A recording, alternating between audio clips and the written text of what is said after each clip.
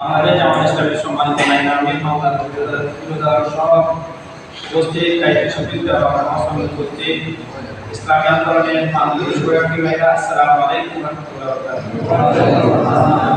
আল্লাহ তাআলা দরবারে শুকরিয়া আদায় করছি যিনি মাগরিবের ফরজ নামাজ আদায় করে আমাদেরকে আরেকটি ফরজ ইবাদত ইসলামী আন্দোলনের ডাকে সাড়া দিয়েই এখানে উপস্থিত হওয়ার তৌফিক দান করেছেন। সেই মহিলার দরবারে শুকরিয়া আদায় করছি আলহামদুলিল্লাহ।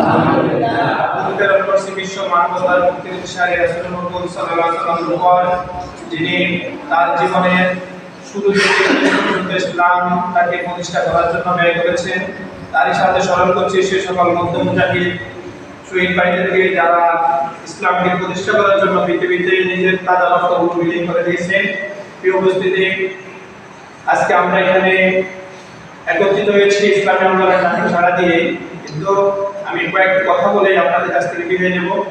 সম্মানিত উপস্থিতি, ইসলামী আন্দোলন ফরজ নাকি অন্য দলের মতো করা? তাহলে আমরা বুঝছি যে ইসলামী আন্দোলন করা ফরজ। নামাজ পড়ি, রোজা রাখি, যেরকম নামাজ না পড়লে রোজা না রাখলে যদি আমরা মুসলিম হিসেবে আমাদের আত্ম উপলব্ধি হয় যে আমরা অপরাধ করছি, তেমনিভাবে আমাদের অনেক মুসলিমের মাধ্যমে এটা উপলব্ধি হয় না যে আমরা ইসলামী আন্দোলন না করলে আমরা কি হচ্ছি? গুনাহগার হচ্ছি, অপরাধী হচ্ছি।